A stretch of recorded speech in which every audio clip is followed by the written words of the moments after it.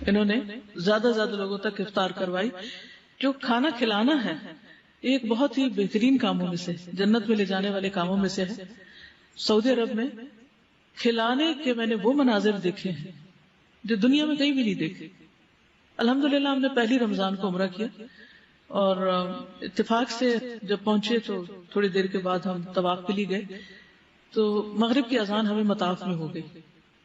اچھا، مطاف میں کچھ لوگ صرف پانی، کھجور، قہوہ لے کر کھڑے تھے اور جب ہم چکر ادھر سے گزرتے تو وہ زبردستی ہمیں کھجور دیتے، ادھر سے گزرتے زبردستی، ہر ایک صرف دینے نہیں زبردستی دینے کو تیار ہے کہ بس لے لیں ہم سے.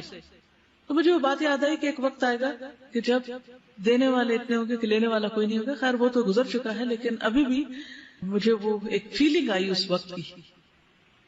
پھر اس کے بعد یہ ہے کہ جیسے اعتکاف وغیرہ ہوتا ہے مسجد نبوی میں، خواتین کافی ہوتی ہیں، مکہ میں بھی ہوتی. میں نے خود تو اعتکاف نہیں کیا لیکن میری چھوٹی بہن نے کیا تو انہوں نے مجھے خاص طور پر فون کر کے بتایا کہ یہاں پر جتنے لوگ میں نے دیکھے ہیں وہ صرف اپنا کھانا نہیں لے کر آتے، وہ زیادہ کھانا لے کر آتے ہیں اور وہ یہ سمجھتے ہیں کہ ان کے کھانے میں دوسروں کا حق ہے اور وہ زبردستی دیتے ہیں کہ آپ بھی کھائیں، آپ بھی کھائیں، آپ بھی کھائیں. کچھ لوگ باقاعدہ تھرمس بھر بھر کے قہوہ وغیرہ کے لے کے جاتے ہیں کیونکہ کچھ لوگ ساری رات جگہ کے لیے انہی صفوں میں بیٹھے رہتے ہیں اور نماز کا انتظار کرنے والوں کو تو کیا ہی شان اور کیا ہی درجے، تو ان کو لوگ وہیں جا کے ان کی جگہوں پر دیتے ہیں اور لاکھوں لوگوں کے دسترخوان لگتے ہیں اور ہر کوئی دے رہا ہے، بانٹ رہا ہے، کوئی ایک چیز لے کے آ رہا ہے، دوسری چیز. اس طرح ہماری ملاقات ہوئی ایک خاتون سے. ہم لفٹ میں جا رہے تھے تو خاتون کہنے لگی کہ آپ لوگ کہاں سے ہیں؟ ہم نے بتایا، پوچھا کہاں رہتے ہیں، جگہ بتائی کہاں رہتے ہیں. کہنے لگے آپ ہمارے مہمان ہیں. نہ ہمارا نام، نہ پہچان، نہ یہ پتا کہ کون ہے کون نہیں. کہتے ہیں ہم لوگ مکہ کے رہنے والے اور یہیں پر ہمارے کام کاروبار ہے اور ہم رمضان کا مہینہ یہاں آ کر رہتے ہیں ہوٹل میں اور یہاں سے ہم جتنے لوگوں کو ہم جانتے پہچانتے سب کو افطاری بھیجتے ہیں.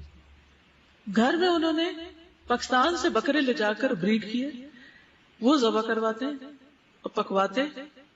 گھر میں خواتین پکانے والی رکھی گی جو کافی بڑی مقدار میں کھانا پکاتی اور روزانہ وہ کھانا آتا اور جتنے لوگوں کو وہ جانتے تھے ان سب کو وہ بھجواتے. اس دن سے لے کر آخر تک، عید کے دن تک انہوں نے ہر روز ہمیں افطاری بھیجی اور بہترین کھانا، طیب، جسے دیکھ کے احساس ہو کہ طیب ہے. میں حیران رہ گئی کہ ہم سوچتے کھائیں گے کہاں سے، کریں گے کیا. اللہ تعالیٰ کہاں سے رزق بھیجتا ہے؟ من حیث لا یحتسب، جہاں سے انسان سوچتا بھی نہیں. ان کی میڈ ہوتی تھی روزانہ، ان کے چھوٹے بچے، ان کے ساتھ خاندان کے بچے بھی ساتھ مل کے وہ ایک ایک کمرے میں جا کے فوڈ دے رہے ہیں. اب آپ سوچئے کہ ہم لوگ جب افطار کر لیتے اس کے بعد ہمارا کیا دل ہوتا ہے، کیا مل جائے، پانی مل جائے، کھانا مل جائے. اور اگر اس سب کو کہے اٹھو ذرا میرے لیے فلاں کام کر لو تو کیا حالت ہوتی. وہ اپنے بچوں کو ابھی سے اتنا بچہ، وہ سارے بچے ساتھ، اور بعض اوقات اگلی نماز کا وقت قریب ہے اور وہ ابھی تک کھانا تقسیم کرے، انہوں نے خود کچھ نہیں کھایا ہوا، صرف افطار کر کے اسے تقسیم کر رہے ہیں. خود وہ خاتون ہر روز لبن اور ٹھنڈے پانی کی، ان لوگوں نے بڑے بڑے فریج خرید لیے، بنوائے، بلکہ جیسے روم ہوتا نا، روم فریزر، جس میں پانی کی بوٹلز لوڈ کرواتے، پھر وہ ان کو نکلواتے اور افطار سے تھوڑی دیر پہلے لا کے لوگوں میں بانٹتے کیونکہ ٹھنڈا پانی نہیں مل سکتا. لاکھوں لوگوں کو ٹھنڈا پانی کہاں سے ملے، اتنے فریج فریزر کہاں حرم کے پاس ہو. تو سارے دن دھوپ میں اور پیاس میں اور عمرہ اور طواف کرتے ہوئے پیاسے لوگ ان کو وہ ٹھنڈی بوتلیں دیتے اور جب کسی کو بوتل ملتی تو یوں لگا رہے تھے اپنی گرمی بجھانے کے لیے. اتنے خوش ہوتے.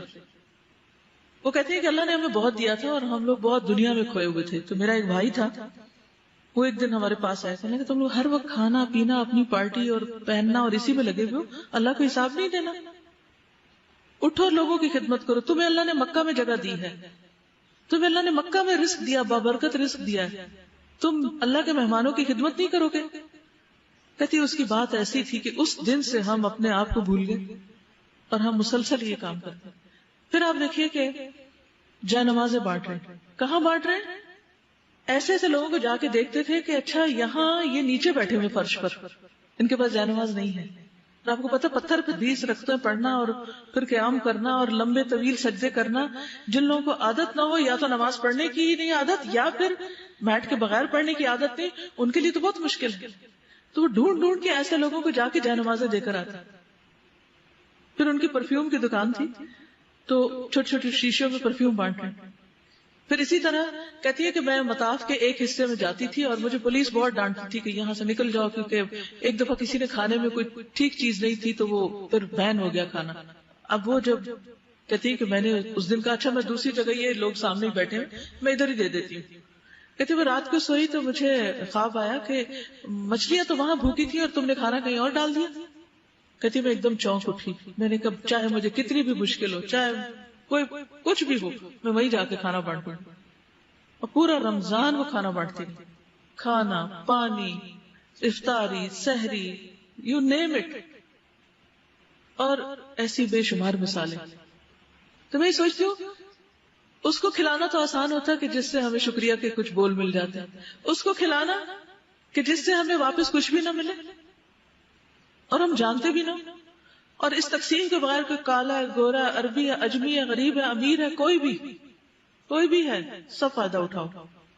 تو یہ وہی کر سکتے نا جس کے دل میں اللہ نے ڈالا اور جو اس چیز کی اہمیت کو سمجھتا.